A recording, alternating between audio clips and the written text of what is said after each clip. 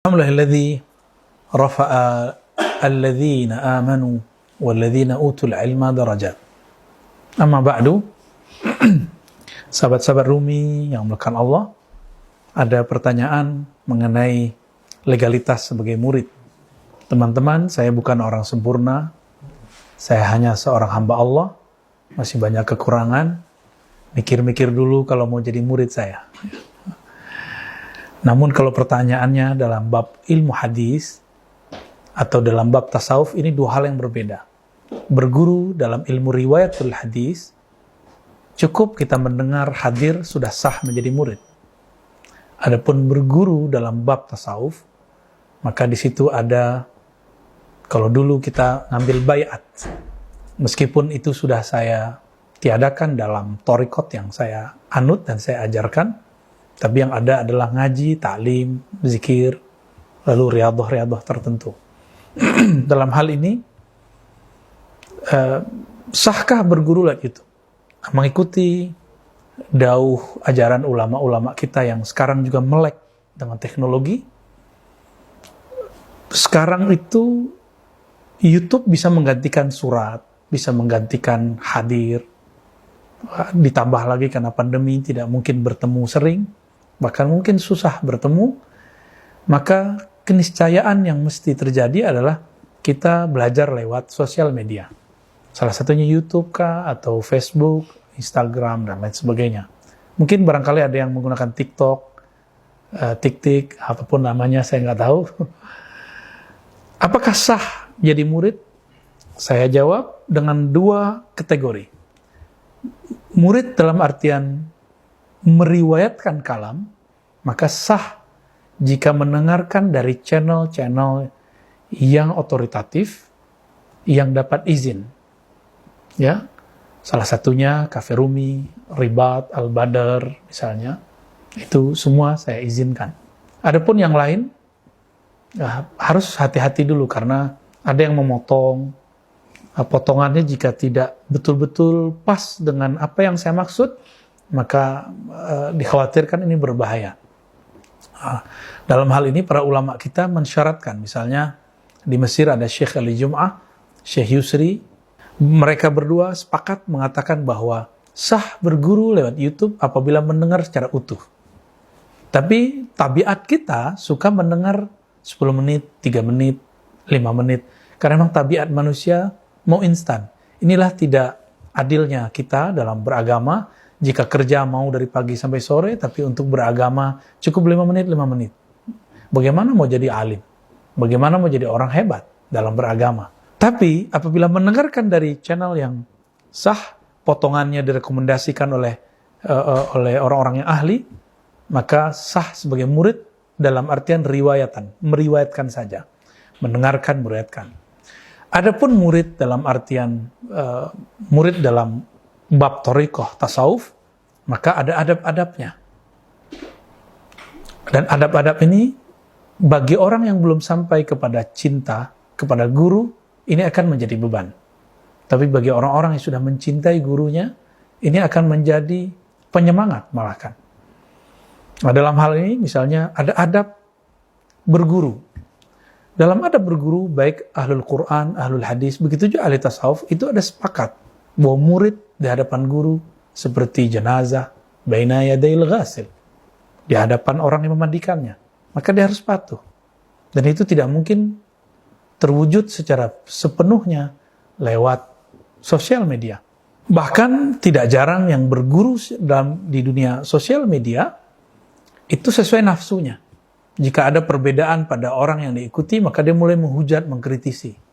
Mengkritisi dalam niat menasihati tidak masalah. Tapi siapa kita mau menasihati seorang yang jauh lebih alim dari kita? Siapa Anda yang akan mengata-ngatai seorang mursyid?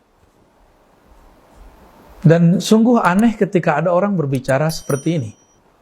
Saya ini ngambil yang baik-baik saja. Betul, ini oke dalam bab fikih, tapi dalam tasawuf, ini su'ul adab. Kenapa su'ul adab? Yang mengerti baik itu siapa?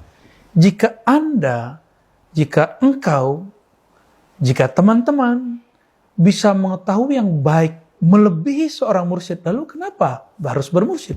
Untuk apa berguru? Jadi mursyid sendiri ya. Cukup Anda jadi guru sendiri.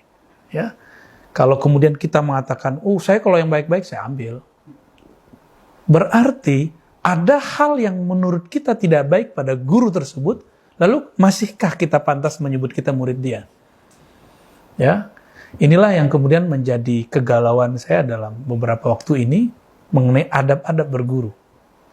Apakah kita sah menjadi guru, menjadi murid dari seseorang?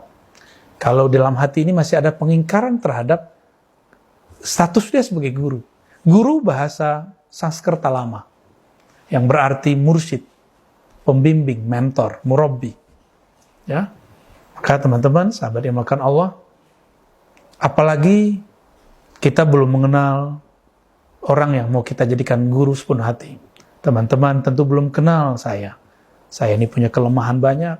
Saya tidaklah sempurna. Saya bukan malaikat. Bukan juga orang-orang suci. Jadi, apabila hendak menyatakan diri sebagai murid, istikharah saja dulu.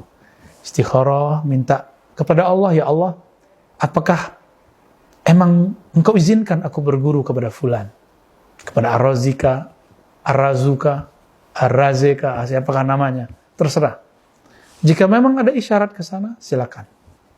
Lalu itikadkan, jazamkan, azamkan kalau ingin berguru dan memulai adab. Murid itu terbagi dua. Murid shadiq, murid kazib. Murid shadiq, dia berguru bukan dengan nafsunya, bukan dengan ambisinya, bukan dengan obsesinya. Dia berguru, dia menghabiskan nafsiyah egonya. Maka kebenaran yang ada dalam dirinya, dia hilangkan, dia leburkan dalam kebenaran gurunya. Ini beda dengan fanatisme. Ya, fanatisme adalah taklid buta, itu hal yang berbeda. Ini adalah adab. Nah, jika tidak, nanti akan banyak murid-murid membicarakan keburukan gurunya di belakang. Atau terbersit sesuatu dalam dirinya tentang gurunya yang tidak enak. Ini murid yang kazib. Tapi murid yang shadiq, dia meleburkan iradahnya, kehendaknya dalam kehendak gurunya. Ilmunya dalam ilmu gurunya. Kemauannya dalam kemauan gurunya. Inilah baru murid yang shadiq. Dan dia tidak menilai gurunya dengan kebenaran dirinya. Atau karena kebenaran masa lalunya. Atau karena standar kebenaran thariqahnya. Tidak sedikit yang mengagumi seorang figur karena cocok dengan pikiran dia. Kalau nggak cocok, dia tidak suka. Maka seorang guru pun juga punya adab-adab kehati-hatian. Tidak langsung menerima murid. Ya, maka teman-teman, jika ingin berguru dengan siapapun, apalagi dengan saya yang masih al-abdul fakir, hamba yang sangat fakir dan dhaif, istikharah dulu, minta izin kepada Allah. Bukan sekali dua kali, mungkin 7 kali, bahkan mungkin lebih. Jika sudah, maka banyak-banyak sholawat kepada Nabi, sembari mengikuti kajian meskipun jarak jauh. Kita juga tidak menutup kemajuan zaman, kita juga tidak menutup kemudahan teknologi yang Allah sudah hadiahkan kepada kita semua.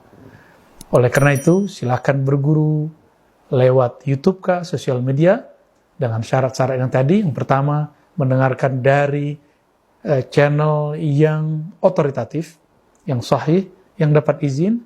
Yang kedua, istikharah terlebih dahulu. Yang ketiga, jangan berlebihan memandang seorang sosok guru. Mereka masih manusia biasa.